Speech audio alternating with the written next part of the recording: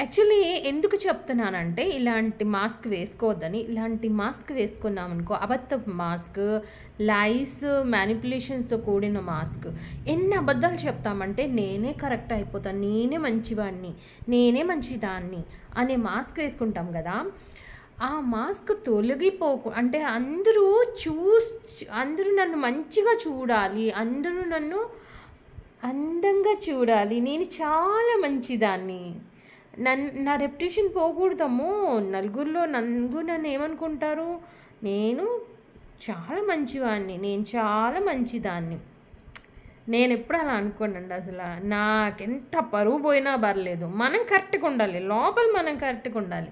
నేను ఎప్పుడు నా మనసులోదే చూస్తాను, ఎందుకంటే నా మనస్సాక్షి ఏం చెప్తుంది. నాకు పరువు పోయిన నా universe is with me. Actually I'm want to tell you this ఏంటంటే, యూనివర్స్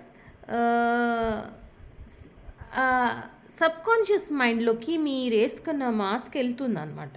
ఒకసారి మనం ఈ మాస్క్ వేసుకున్న అబద్ధం ఆడతాం మొదలెట్టామంటే, you become that in your subconscious mind. నీకు తెలీదు, నువ్వు ఆ మాస్క్ అయిపోతావు, నువ్వు ఈ మాస్క్ అయిపోతావు. I'm wearing a great mask, good mask now. So I'm feeling great, I'm feeling good now.